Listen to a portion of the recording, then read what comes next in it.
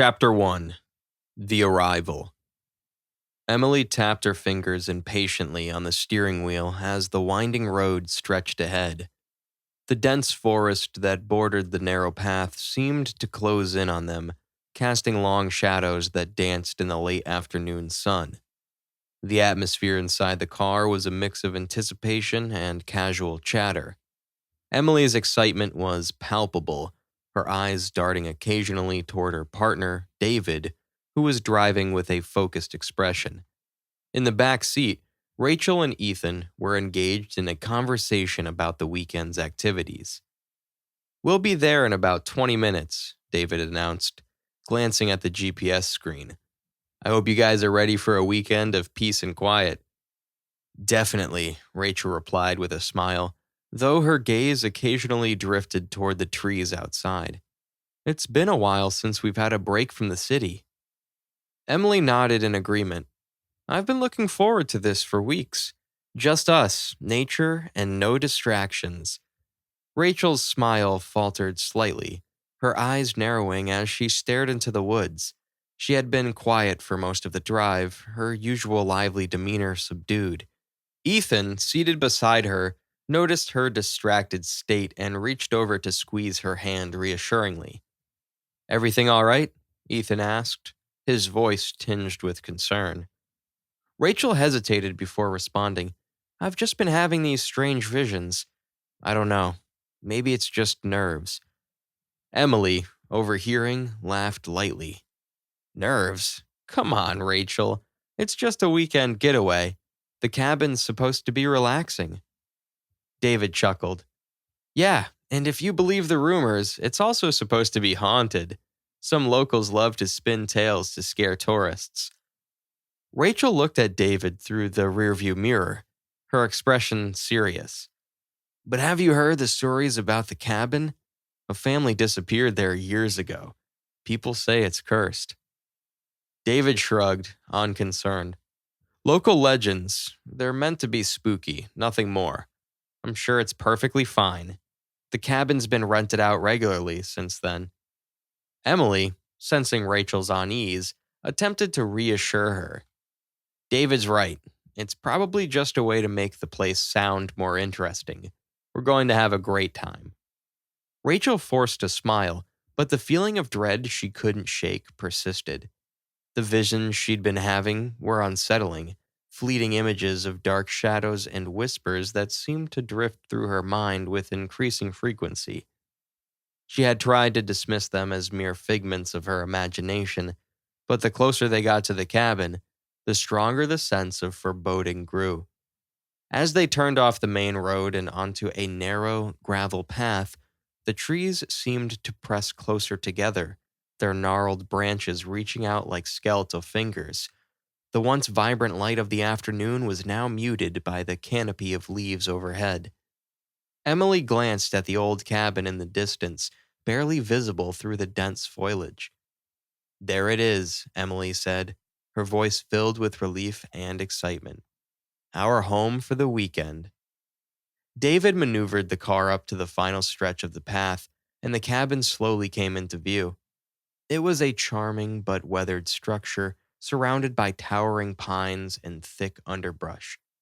The rustic appearance of the cabin, with its stone chimney and wooden exterior, was undeniably picturesque. However, Rachel couldn't shake the feeling that something about it was inherently wrong. The group unloaded their luggage and carried it into the cabin. The interior was surprisingly cozy, with a large stone fireplace, comfortable furniture, and a well-stocked kitchen.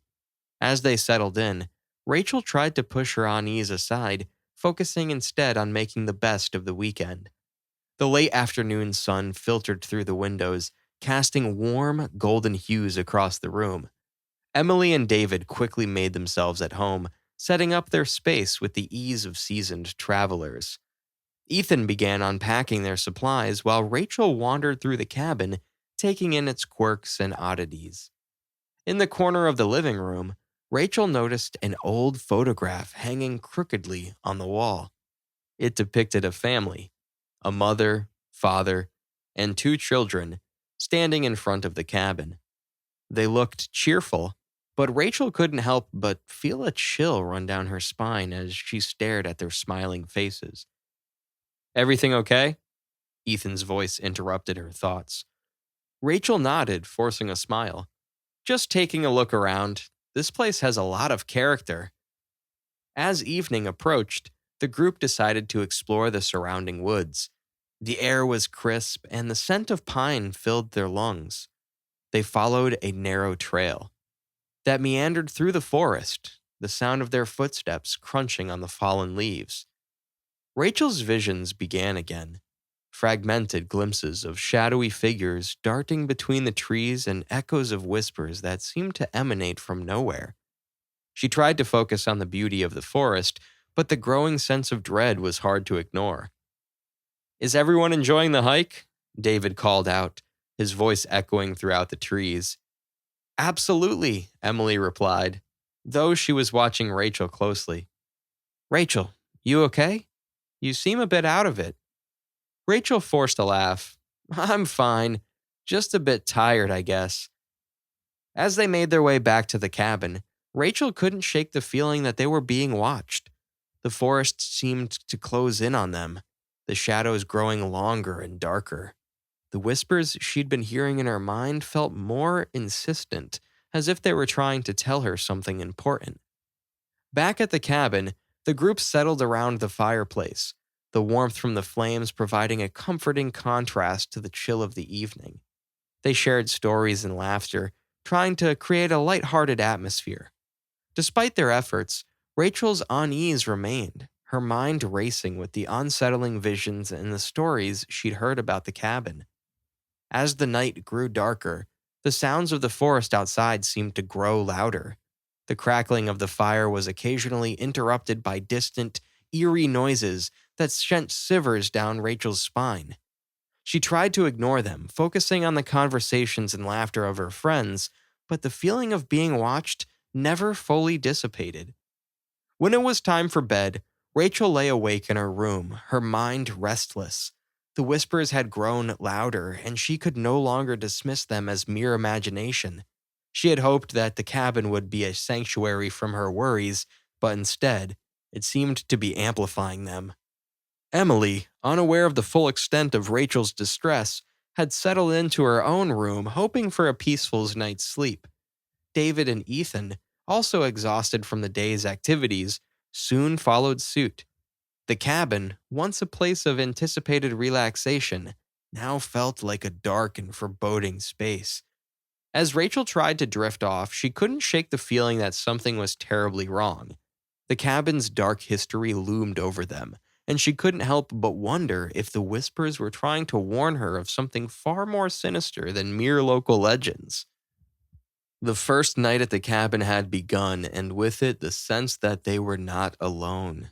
As sleep finally overtook Rachel, she could only hope that the coming days would bring answers, or that she would find a way to escape the growing darkness that seemed to envelop them all.